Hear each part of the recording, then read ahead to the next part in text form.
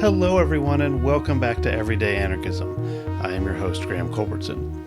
It's considered proper before a podcast interview for the host to record a little introduction to the interview. I stopped doing this because during the first couple years of the podcast, I wanted it to come out every week. I was doing it, everything on my own, and I was just going at a frantic pace. It still sort of stresses me out to try and do this because it makes the editing harder, although I do have people helping me with the editing now. But also just for me personally, it requires me to sit and think about what I want to tell listeners about this interview and why they should listen to it. And I don't really want to do that. One, it stresses me out, and two, I just sort of want to put it out there. But I also know that anarchism is in the title of this podcast, and I think it's all related to anarchism. Someone thanked me recently in an email for introducing them to so many anarchist and anarchist-adjacent ideas. So that just makes me realize it's not always obvious why I'm talking about what I'm talking about and who I'm talking to. So I thought I'd try and use these intros to do that. The guest today is the philosopher and biographer Clare Carlisle. And we're talking about her new book, Transcendence for Beginners, which is an attempt to deal with this question of transcendence, of how we can connect to something beyond ourselves in a very, I would say, everyday manner. And the book, in many ways, is about the difficulty of being a good person and making meaning for your life within the everyday. That plus the fact that Clare is in dialogue with a number of really important thinkers for anarchism, Ralph Waldo Emerson, and also the philosopher Spinoza, who was David Graeber's favorite philosopher, got me really interested in the book. So what you'll hear us talk about is this question of what it means to be a good person, what it means to find something outside of yourself, the extent to which that is an everyday process. And finally, we end up talking about tradwives and the way that their vision of a good life in the everyday has, I would say, this kernel of truth to it. They are trying to find a good life in the everyday, but it's also an empty and false vision opposed to the everyday. Well, that was my attempt to do an introduction for this episode. Hope it made you want to listen to this episode. If not, you should still listen. It's a great interview, and Claire is fantastic. Here it is after the music, which is by David Hill.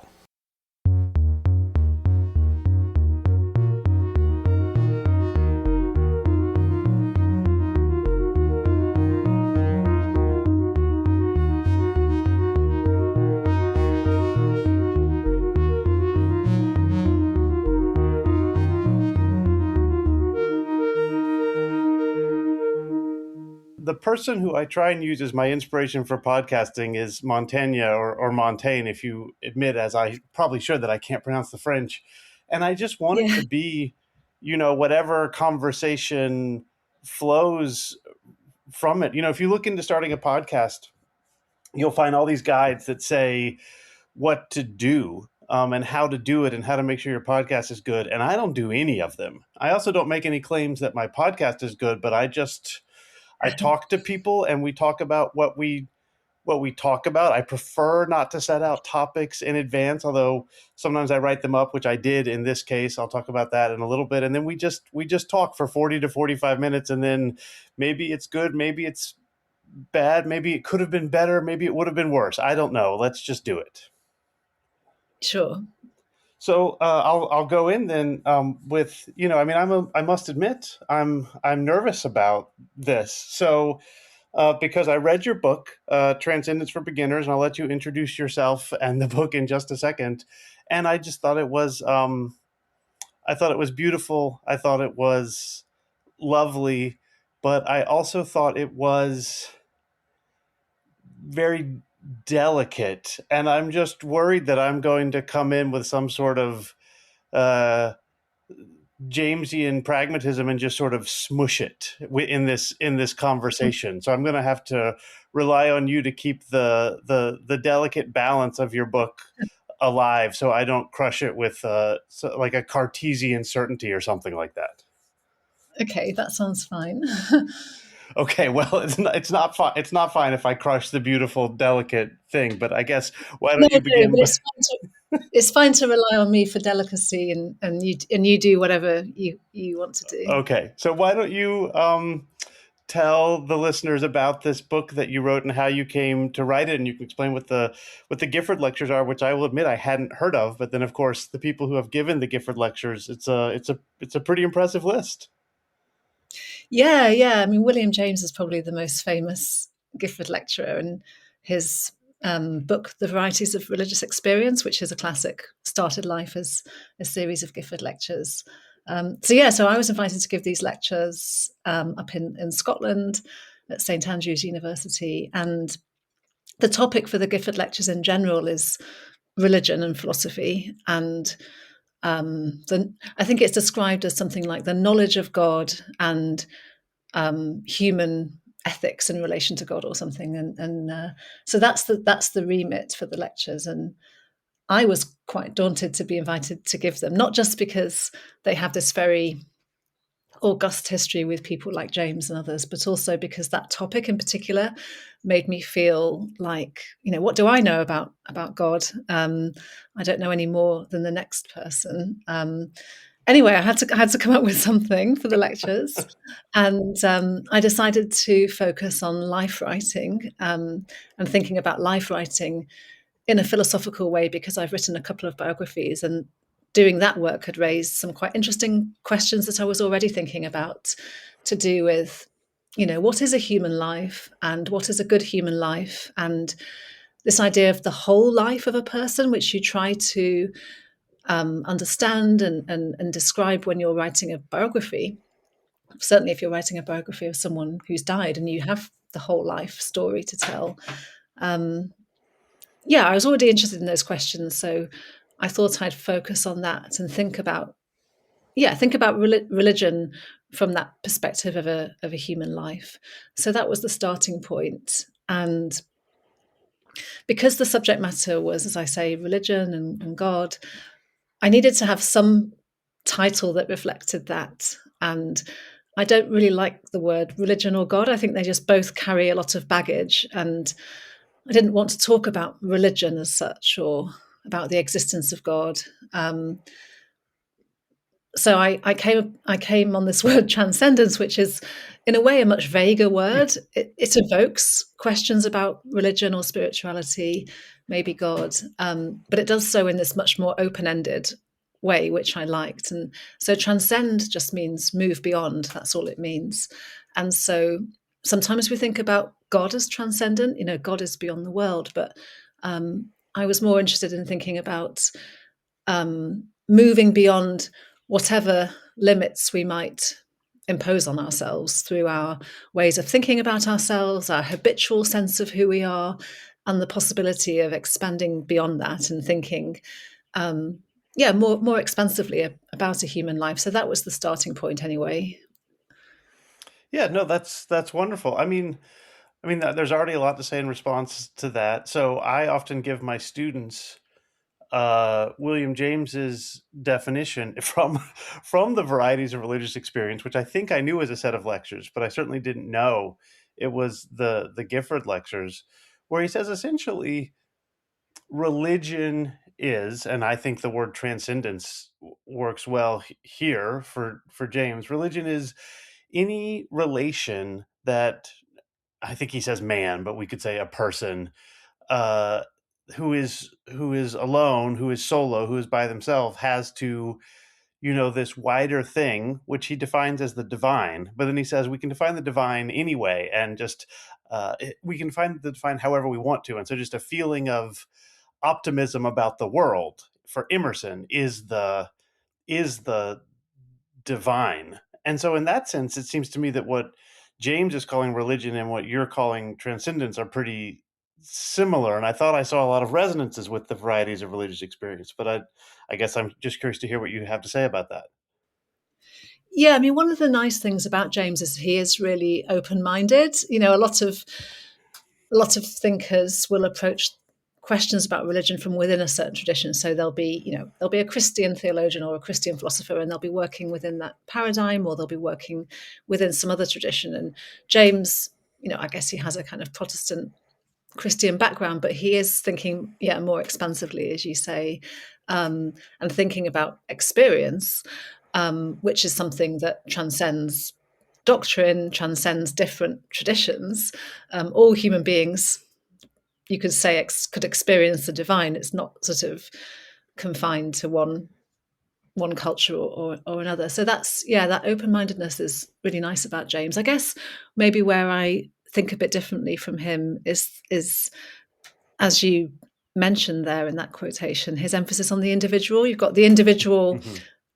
sort of subject on the one hand with their inner experience, private experience, and then you've got God or the divine on the other hand, whereas I was much more interested in thinking about the way human lives shape each other and the way each of our lives is formed by the people we connect with, the people we encounter, and in particular, sort of for each of us, we often have particularly significant people who will show us a certain way to be a person, and who will really kind of maybe quite profoundly influence the way we see our own life path, the kind of shape it can take.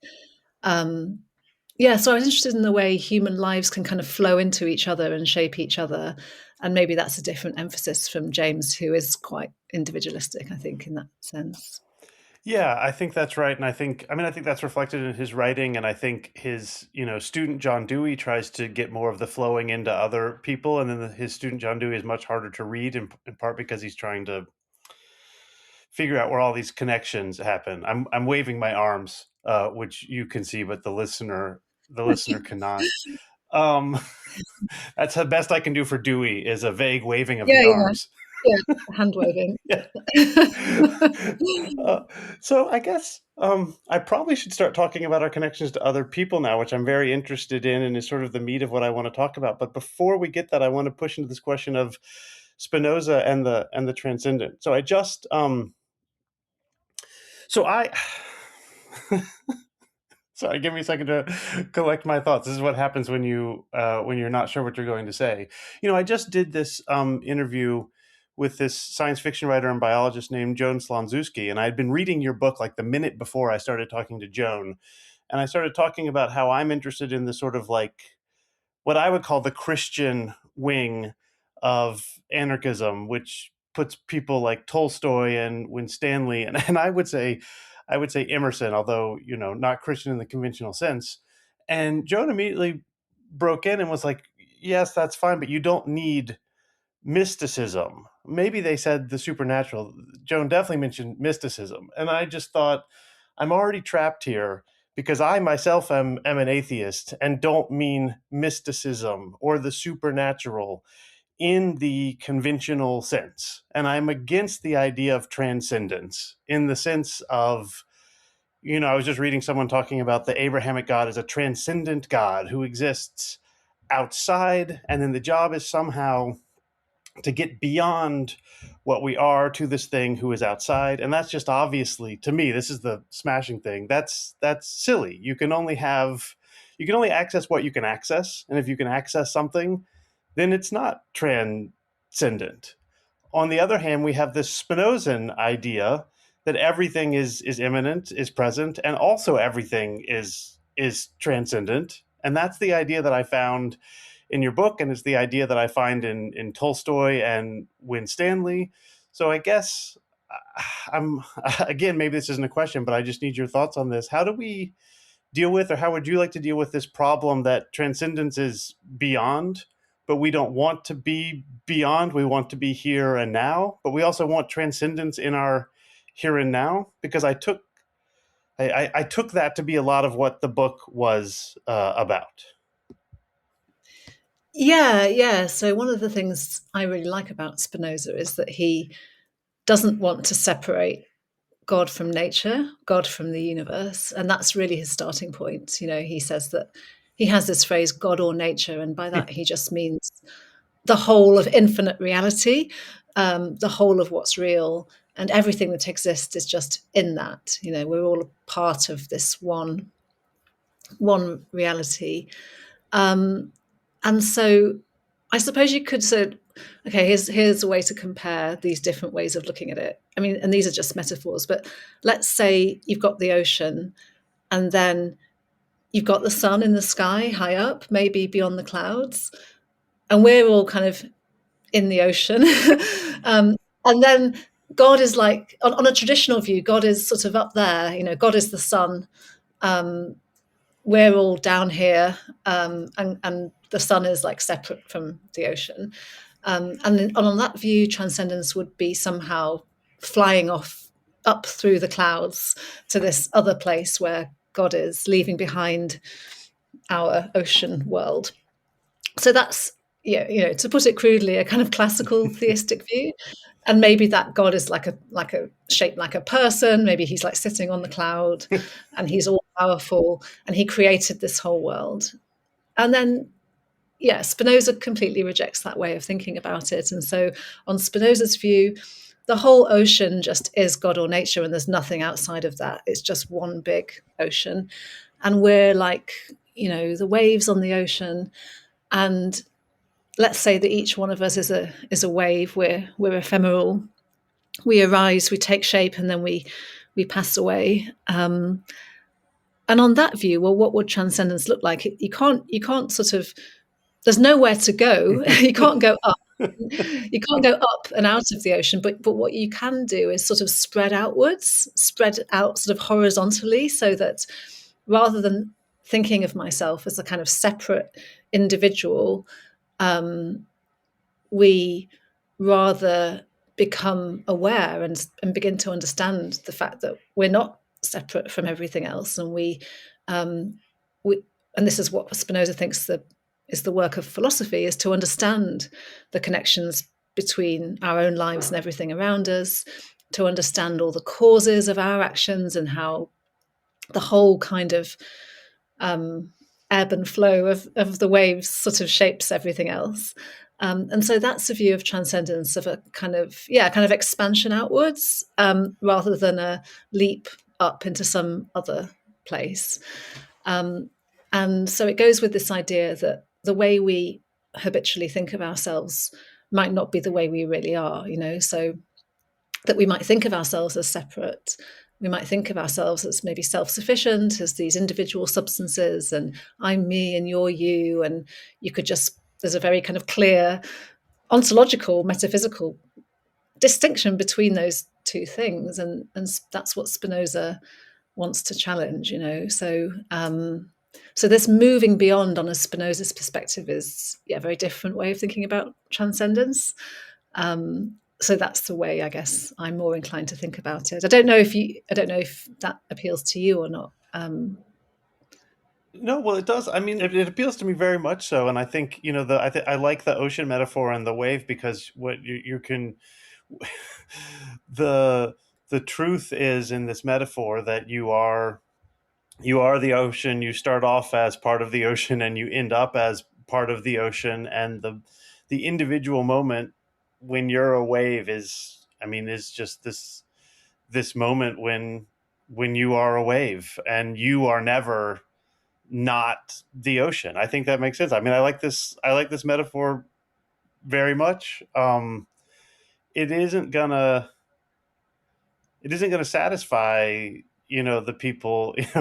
Herman Melville's famous, the Ahab wants to strike through the mask. He wants to see what's on the other side. He wants to break out of the ocean. Ahab does. It's not clear if Melville does, and see what's really out there. And I think it's because of all the pain and suffering that the world is being that exists in the world, that he has suffered personally, because nature is out there and is mean and evil. And so the quest for transcendence for Ahab is, what could possibly be behind all this? I guess it's time to wave my hands again, that could be causing us all of these things that we don't want to be experiencing. And if we're a wave in an ocean, then that's you're not going to find the thing outside of this. And if you are going to find transcendence, if you're going to find something that brings you peace, it has to be with your connections to nature and your connections to other people. Mm. Mm. Yeah. Yeah. I don't know. I mean, I don't know. Have I left you speechless? I mean, we can just move on if there's nothing to say. Well, no, I mean that last bit sounds like that is sort of what I think as well. That yeah, it's through our connections to nature and our connections to other people um, that we grow. You know, that we expand, that we explore who we are. And yeah, the potentially find peace, even if that's just in moments. And again, that's Spinoza's vision too. You know, he has this vision of peace of mind being really the highest good for a human being. He's also, I think, very aware of how difficult that is because we're naturally striving in ways that make us anxious. You know, we put ourselves in competition with other people.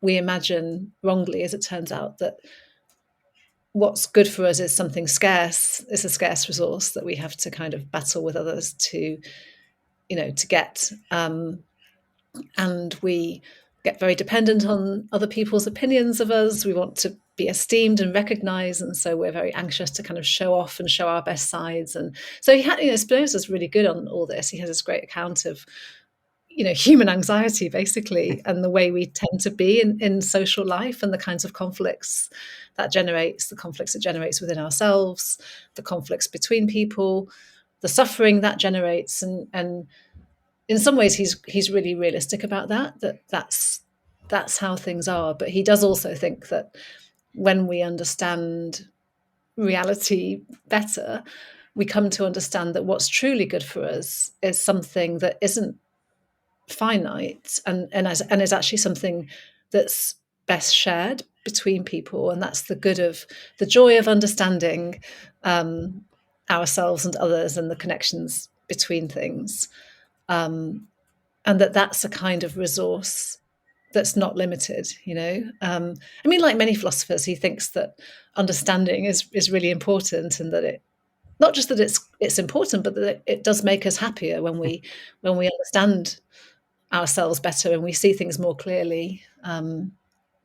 Yeah, but I do sort of, yeah, I do sympathise a lot with his way of looking at things. It makes sense to me, but I also sort of don't feel like it's not my job to kind of convert other people to a certain way of seeing things. Yeah, yeah. So let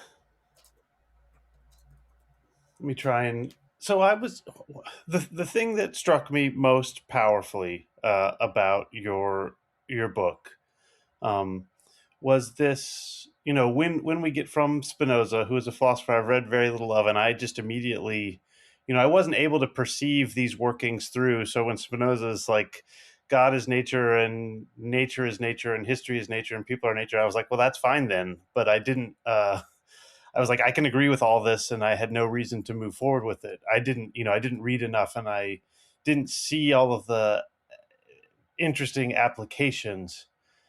Where you get to those applications is through the novelist George Eliot. And I want to ask you in a second, but let me tell you why I'm interested in this concept of like the diffusion of an ordinary everyday life. Because I thinking so this podcast is called Everyday Anarchism, and it's really about the idea that we can just be better to one another in our everyday lives, and that's all we need. We don't need a broader political project, except, of course, to destroy all of the systems that don't let us be nice to one another, like capitalism. But we don't have to replace it with communism or whatever. It just will flow naturally as long as we're working together. And so I was asked on another podcast recently, where to start with everyday anarchism. And I said something like, you know, be nice to your bus driver.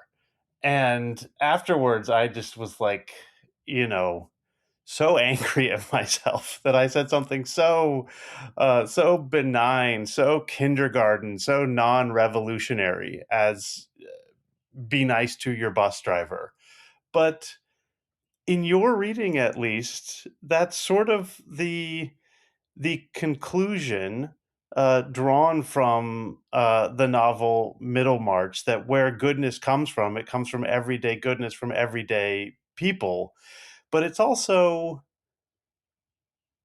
it's not a simple, easy platitude. The project of being a good person in the everyday sense is cosmic, is epic, is infinite over the course of a human life. And I've started and failed to read Middlemarch many times, but if that's, if that cosmic struggle for everyday goodness is what the book is about, then I need to read it finally. Yeah, definitely. Yeah. I mean, it's a funny book because I tried to read it like a couple of times and failed.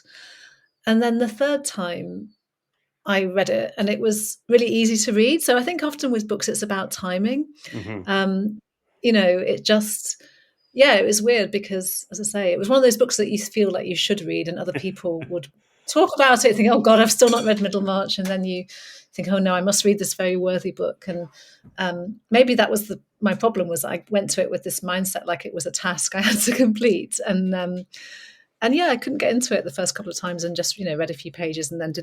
didn't get on with it.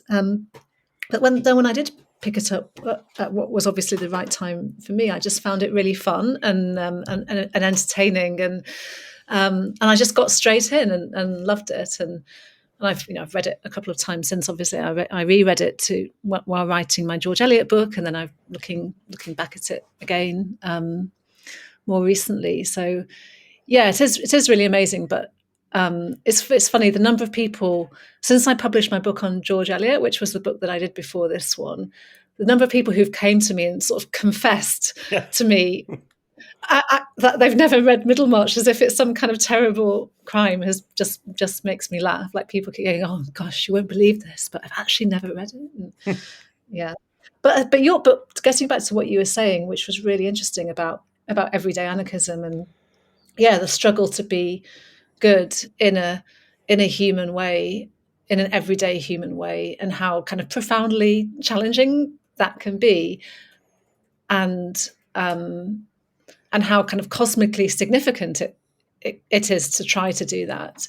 I think that's a really great description of what Eliot's thinking about, particularly in her late work, so Middlemarch, and then also Daniel Deronda, which is the book she wrote after Middlemarch, and that's her last proper novel, which is even more cosmic than Middlemarch. It talks about like planets and stars and the gods, and then sees this very everyday drama unfolding at that cosmic scale in a really explicit way. She's really kind of explicitly thinking about that in Daniel Deronda. Yeah, and I mean Eliot. Eliot translated Spinoza before she became a novelist, so um, she was a deeply philosophical thinker. She was a philosophical artist, and so I see her as a philosopher who's exploring these big moral and cosmic questions through the medium of the novel. And yeah, hopefully one day the time will be right and you can sit on a beach and enjoy Middlemarch. Yeah, I mean, I maybe I will try. I've got such a stack of, but it turns out, it's spring book season, so these books are just streaming out, and I'm trying to read so many of them before I Yeah, talk to their authors on the yeah, podcast. So, that yeah, leaves less time for Middlemarch. And yeah. the beach. Yeah. We'll see. I mean, to uh, to go further with this, or at least for my thinking on this, and you can tell me. So, as I was again reading your description of Eliot's rendering of Spinoza in Middlemarch, so this is too long a chain, and I need to just sit down and read Middlemarch.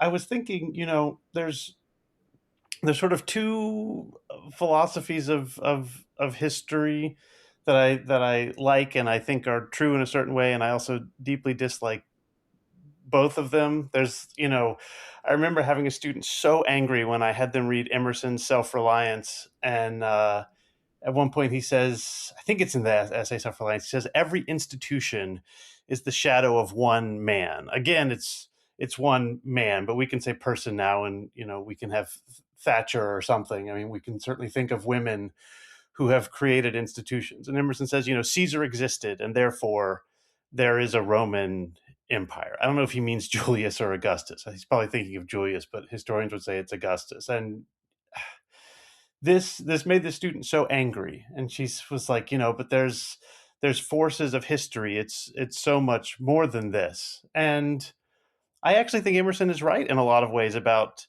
uh, institutions being the shadow of an individual. And I think the metaphor you use of diffusion is sometimes we have these great figures in history and their ideas diffuse throughout history. And then there's, ironically, since Marx is one of these thinkers, there's a Marxist or Hegelian thing which sort of says like everything is just a bunch of economic forces. And people, evolutionary thinkers, make this argument as well. They're sort of, we are all automatons or blind creeping worms who just do what we are programmed to do. And eventually, for Marx, the revolution will happen because it has to. The forces of history, which are very immanent and not at all transcendent, because he's against Hegel, will do this.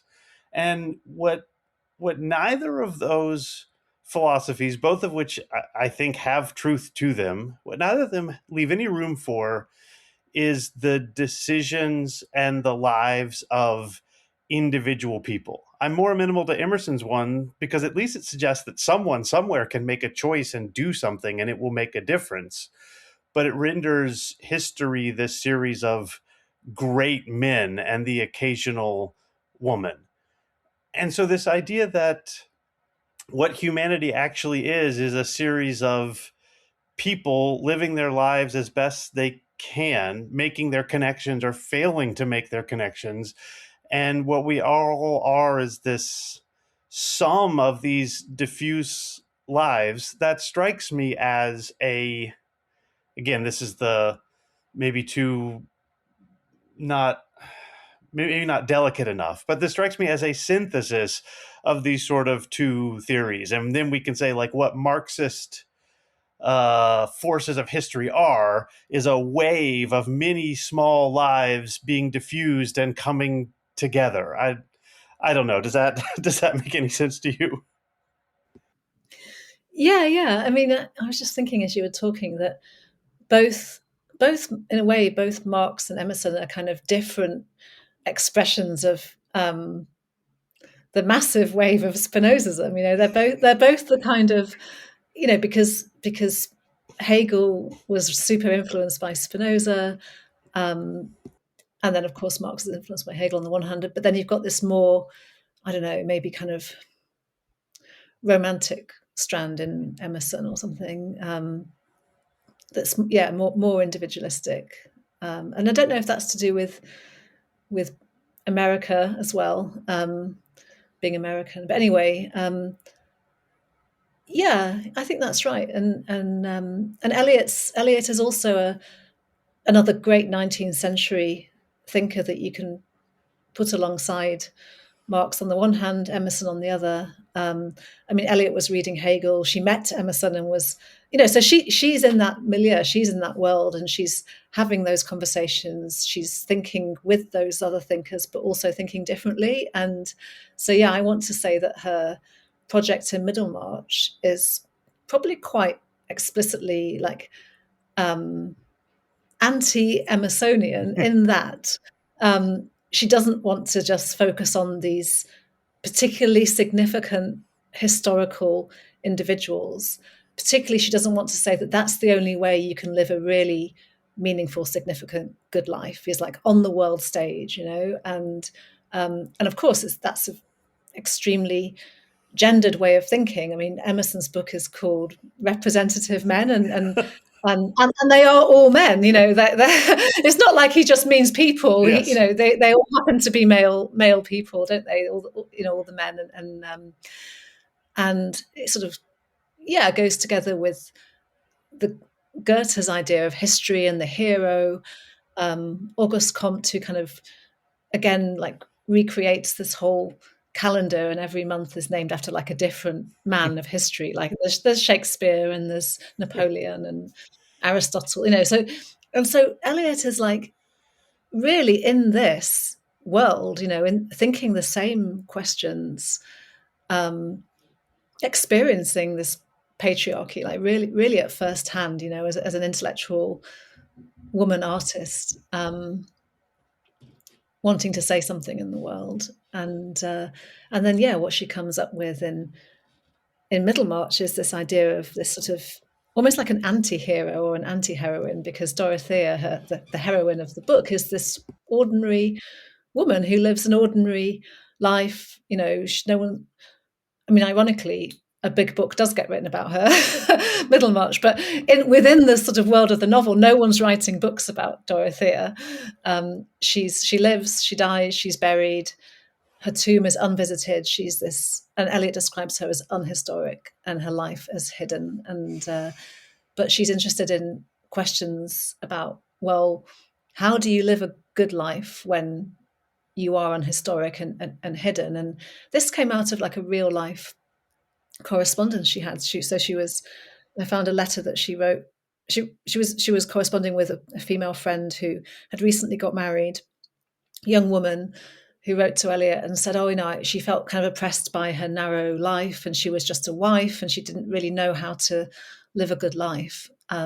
She felt like her opportunities were really limited and restricted in that role. And Eliot wrote back and said, see how diffuse your one little life can be. And she was sort of, I mean, you can take that different ways. You could say, oh no, she should have given her different advice. She should have told her to, you know, be like a radical feminist and, you know, demand the vote or something. And Eliot doesn't say that. In a way, she's saying, well, you can accept the limitations, and yet your life can still, you know, spread out. I mean, to describe a life as diffuse, it goes back to that idea of that Spinozist sort of horizontal transcendence, the idea of spreading out and shaping and touching other lives quietly, you know, maybe invisibly. Maybe no one will ever sort of notice the difference your life has made in the world, but that doesn't mean it hasn't made a difference. And this idea that each of our lives, as they sort of pass through the world, do have diffuse effects. And Eliot says at the end of Middlemarch that Dorothea's life has contributed to the growing goodness of the world, even though she's done that in ways that couldn't be measured or calculated or seen or written about. And again, the great irony is that she has written exactly, you know, that story. So I think, she's thinking about history, about how history is shaped. She's thinking about individuals, how individuals shape history, how history shapes individuals, how culture and society and circumstance circumscribe the opportunities and the paths that are available to people, and, you know, to some people more than others. And I suppose she's trying to think of how lives don't need to be oppressed by that. I suppose that's what she's trying to think about. Yeah, no, But some people might go ahead. say for being politically too conservative, you know. I mean, people do sometimes get frustrated that she's not a more radical feminist or whatever. But I do think there's something. I think her feminism is quieter, but also kind of deeper. Than some people give her credit for. Yeah, I think, you know, and I see this a lot, you know, from my sort of anarchist perspective, is that, I mean, again, this is the sort of thing that you'll see on, you know, just in the New York Times or TikTok or whatever. But if feminism means sort of the ability to have a job and own property and be successful and run a Fortune 500 company, then that means that capitalism is fine, except for the fact that certain people have been excluded from it. So I Mm. have to try and, do this dance. I'm not saying that women should be excluded from capitalism. And if we're going to have capitalism and that's how you're going to be able Mm. to have success and resources, then everyone needs to be allowed to participate. But actually, what is often seen as a very conservative project, which is, I want to just stay home and be with my children. And there's the whole tradwife thing, which I'm constantly fascinated by because, I would. So when I started this podcast, I quit my job and I was at home with a 2-year-old. Our one kid was in kindergarten, and then to be able to survive without having a job, we stopped paying for daycare. And I was also making this podcast, and I was sort of frustrated. I was frustrated all the time that I was so frustrated with my life. I just thought, I'm here. I get to spend time with this child who I love as much as anyone in the world, and care for him and be sort of his whole world.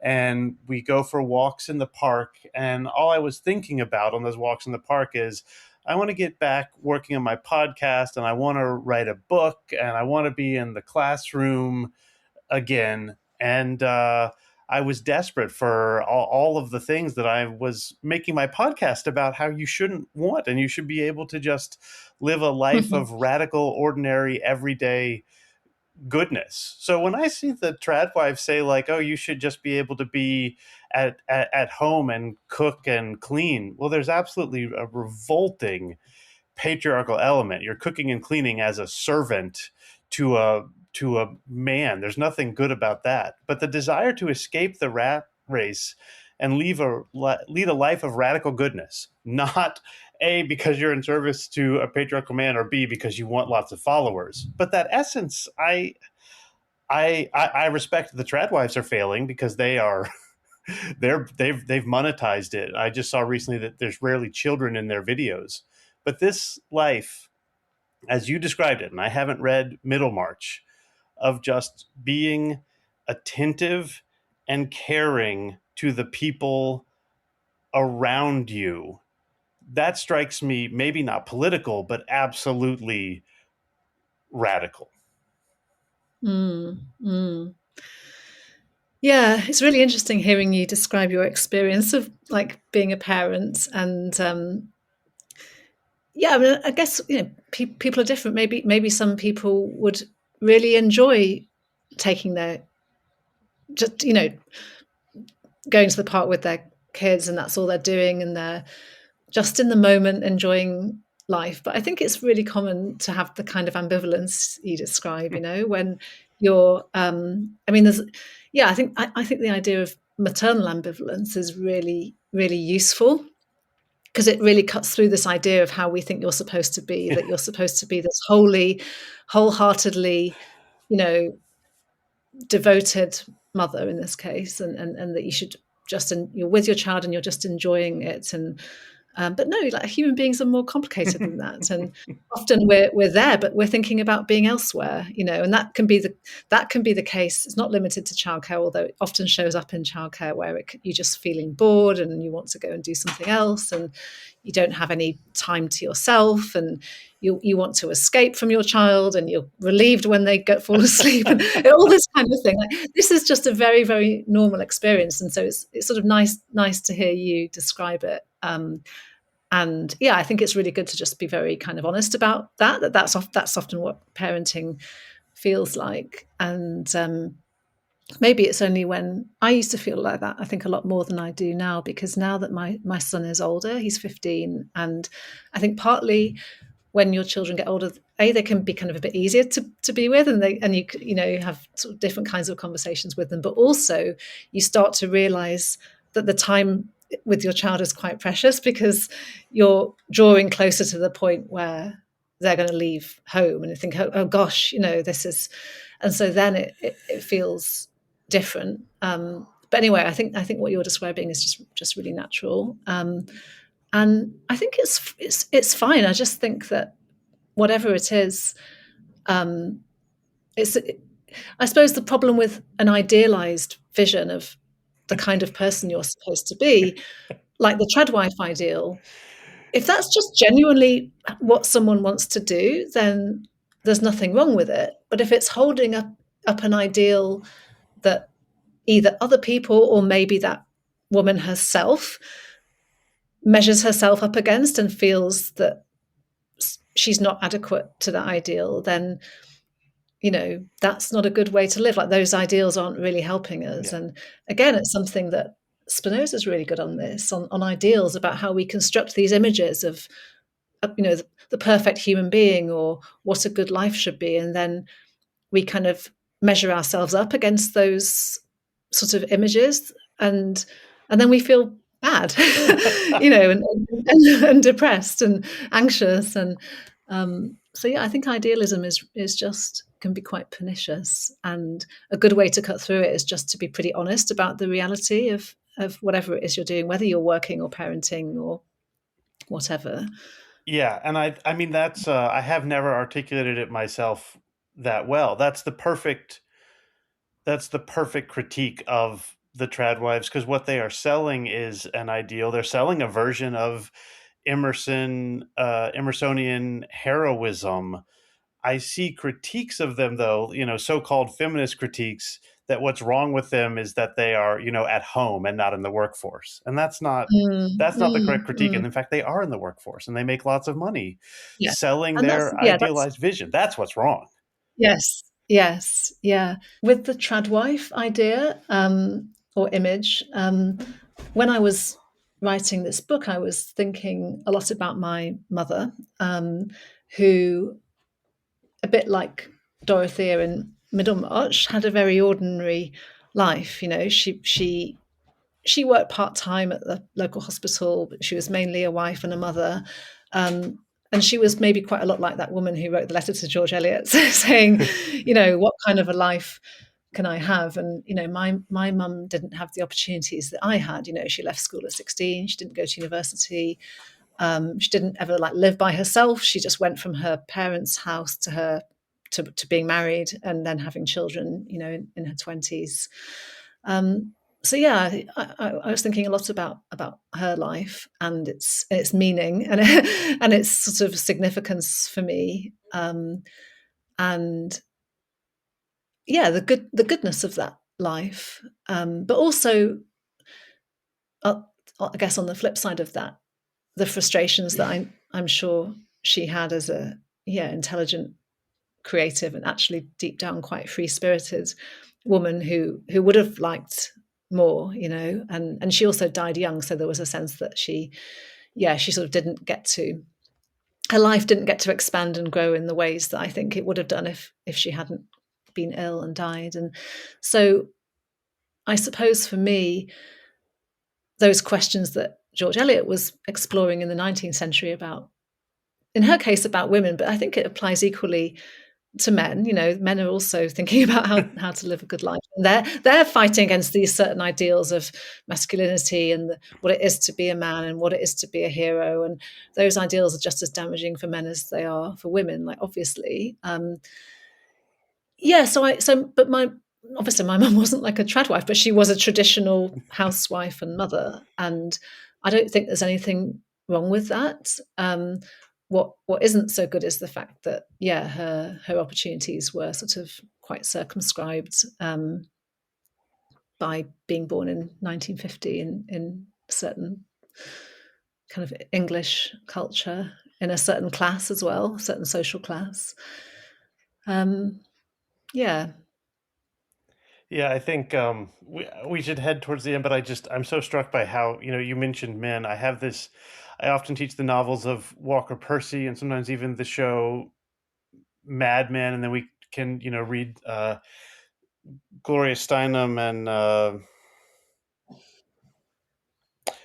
Betty Friedan, and this sort of sense of like when we examine both sides of this domestic 50s relationship, we have the woman who is essentially imprisoned in the home, and then we have the man who has every bit of the freedom and the power that the woman doesn't have, But then when we follow the man at his workplace and watch him, be bullied by his superiors and lose his job or be afraid of losing his job, and then he comes home and can be a tyrant and is clearly the monster of the story, it's clear that it's not enough. that the solution to this is not that the woman should also have a job. That there's Yeah, something yeah, yeah, there's something yeah, deeper than that. The rot is not merely the oppression of gender, although the oppression of gender is bad. But if you replace every madman with a mad woman, you're not solving the problem of everyone has to figure out how to live in this world. And if you're a professional man, you don't get to solve how to live in this world. You have to make money, you have to dress a certain way, you have to experience success as decided by someone else. yeah, exactly. Yeah, yeah. I think all that's left for me to say, I mean, I think we could keep going. Let's not keep going, perhaps another time, but for now, is there anything else you would like to say before we go?